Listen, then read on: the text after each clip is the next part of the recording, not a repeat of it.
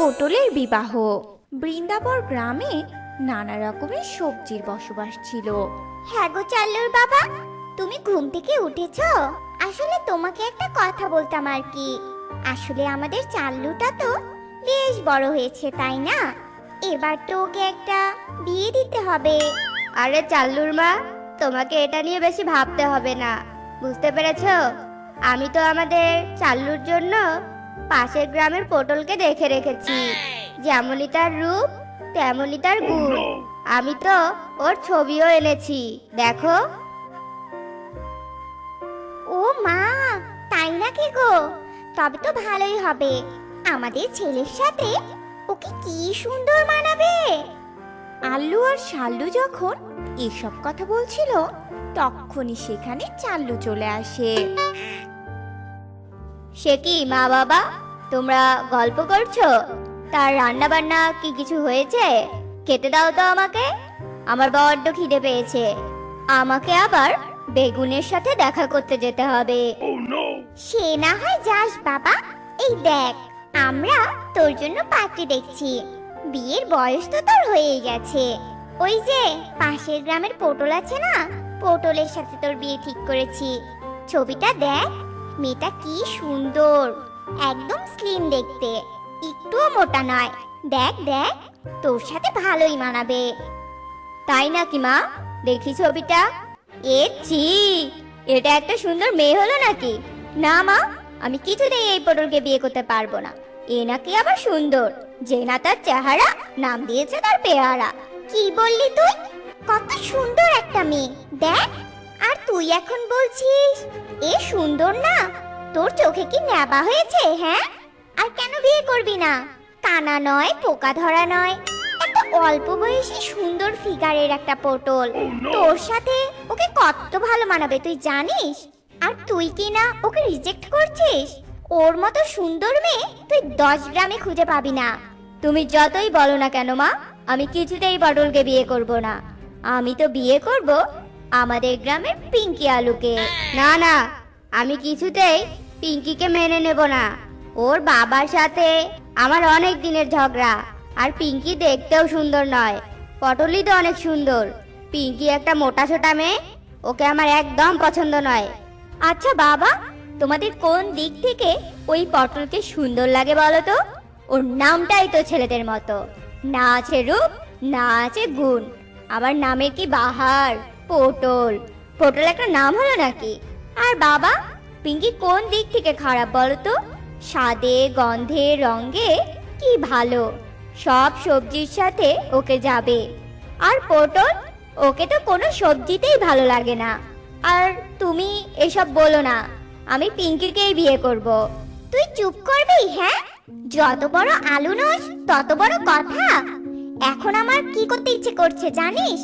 লাউ আর বেগুনের সাথে তোকেও কড়াইতে ঢেলে দেই, না হলে তোর চোখে কীটনাশক দিয়ে চোখটা পরিষ্কার করি। তবে যদি তুই ভালো আর মন্দের পার্থক্য বুঝিস। তোমাদের যা ইচ্ছে হয় করো, আমি কিছুতেই বিয়ে করব না। আচ্ছা মা, তোমরা যদি তোমাদের আলু কেন্দ্রিক স্বাধীনতাকে কাজে লাগিয়ে পটলের সাথে আমার বিয়ে দিতে পারো, তাহলে আমি কেন আমার স্বাধীনতাকে কাজে লাগিয়ে আমার ফ্রুট পার্টনার পিঙ্কি আলুকে বিয়ে করতে পারবো না বলো তো? কি রে চাল্লু, তোর কি হয়েছে বলতো? এভাবে কাঁদছিস কেন? কি রে বল। এরপর চাল্লু বেগুনকে সব কথা খুলে বলে। ও, তুই পিঙ্কিকে বিয়ে করতে চাইছিস তো? আরে কদিন আগে তোর বিয়ে হয়ে গেছে, তবে তুই চিন্তা করিস না তো। তোর এই বেগুন বন্ধু থাকতে কিসের চিন্তা? হ্যাঁ শোন, আমার কাছে 3টে মেয়ের সন্ধান আছে, গাজর শসা আর লাউ। চল আমরা ওদের সাথে গিয়ে কথা বলি। হ্যাঁ হ্যাঁ চল দোস্ত, তুই ছাড়া আমার আর কে আছে বল? তুই তো আমার একমাত্র ভরসা মেয়ে খুঁজে দেওয়ার জন্য। এরপর ওরা দুই বন্ধু হাঁটতে থাকে আর পথেই ওদের সাথে লাউয়ের দেখা হয়। আরে আরে লাউ যে, তা তোমার সাথে দেখা হয়ে ভালোই হলো। তা কোথায় যাচ্ছ এমন সেজে গুজে? আসলে আমি আমার বয়ফ্রেন্ডের সাথে দেখা করতে যাচ্ছি। তোমরা কি বলবে বলো তো তাড়াতাড়ি? আমার দেরি হয়ে যাচ্ছে। আর ওদিকে আমার বয়ফ্রেন্ড কখন থেকে আমার জন্য ওয়েট করছে। আর জানো জানো, আমার জন্য নাকি আমার বয়ফ্রেন্ড একটা হীরের নেকলেস নিয়ে এসেছে। এই জন্যই তো আমায় ডেকেছে। ও, তোমার বয়ফ্রেন্ড আছে? আচ্ছা, যাও তবে, কি আর করার। নেকলেস যেহেতু নিয়ে এসেছে তাহলে তো যেতেই হবে। যাও। এরপর লাউ সেখান থেকে চলে যায়। আরে বন্ধু, তুই মুখটা হঠাৎ এমন শুকনো করলি কেন রে? এটা হয়নি তো কি হয়েছে? হ্যাঁ, আমাদের তো হাতে আরো দুটো মেয়ে আছে। চল, আমরা বরং শশার কাছে যাই। এরপর আবার ওরা হাঁটতে থাকে আর শশাদের বাসায় যায়। আরে আরে শশা, কোথাও যাচ্ছ নাকি তুমি? হ্যাঁ গো বেগুন ভাই, আমি আমার শ্বশুর বাড়িতে যাচ্ছি। আসলে নতুন নতুন বিয়ে হয়েছে তো শ্বশুর বাড়িতে তো যেতেই হবে বলো। তা হঠাৎ কি মনে করে এলে তোমরা আমাদের বাসায়? না না, এমনিতেই এসেছি আর কি। আসলে আমরা দুই বন্ধু এই পাশ দিয়ে যাচ্ছিলাম তো, তাই ভাবলাম তোমাদের বাসায় একটু ঢুকে তোমাদের সাথে গল্প করে যাই। কি রে বেগুন, সবাই তো দেখছি ওদের জোড়া খুঁজে নিয়েছে, আমার কি হবে? আমার কি কোনো জোড়া হবে না? পিঙ্কির বিয়ে হয়ে গেছে, একজনের বয়ফ্রেন্ড আছে, আর একজন বিবাহিত মহিলাকে তুই দেখাতে নিয়ে এসেছিস। তোর কি আক্কেল জ্ঞান নেই? এবার আমার কি হবে? আমার কি ওই পটল ছাড়া কোনো গতি হবে না? আরে ধুর বন্ধু, এত ভাবছিস কেন বলতো? অত ভাবিস না। এই বেগুন যখন আছে তখন তোর একটা ব্যবস্থা হয়েই যাবে। চল, এখন আমরা সুন্দরী গাজরের কাছে যাই। ওটাই তো এখন আমাদের শেষ ভরসা, বল?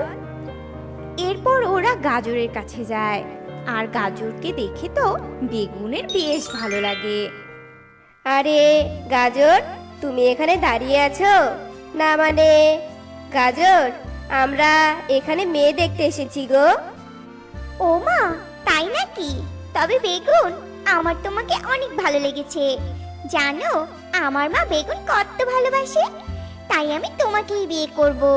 আর আলুর জাতকে আমার মোটেও ভালো লাগে না, এদেরকে আমার প্রচন্ড ঘৃণা লাগে। কেমন যেন বিদগুটে দেখতে, গোল গোল, আমার ভালো লাগে না।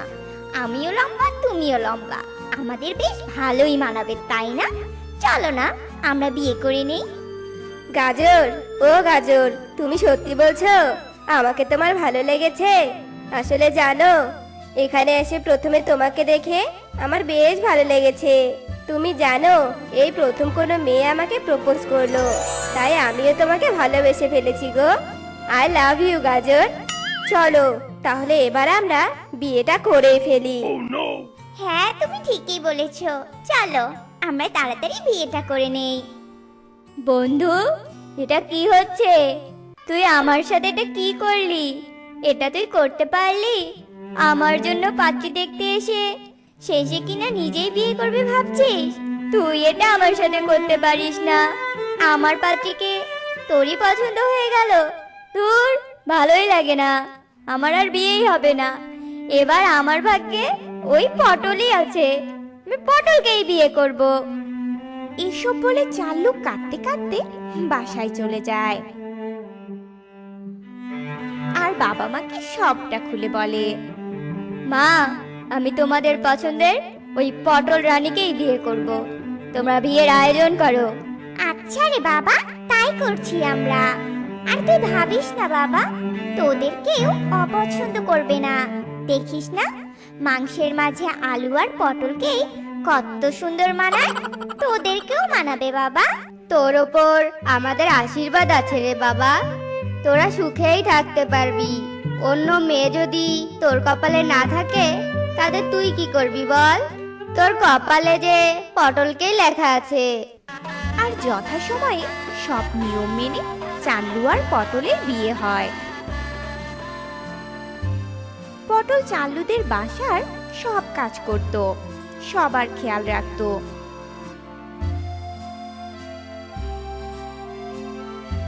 মা, আমি ভেবেছিলাম পটল দেখতে যেমন কুৎসিত, ওর ব্যবহারটাও মনে হয় কুৎসিতই হবে। কিন্তু আমার সেই ভুল ধারণা ভেঙে গেছে মা। কি সুন্দর আমাদের সংসারটাকে আগলে রেখেছে।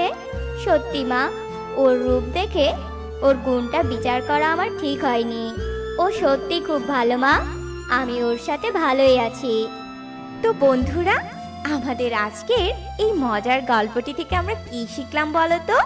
কখনোই বাইরের রূপ দেখে তার গুণ বিচার করা ঠিক নয়, কেননা বাহ্যিক সৌন্দর্যই সব নয়, মনের সৌন্দর্যই হলো বড় সৌন্দর্য।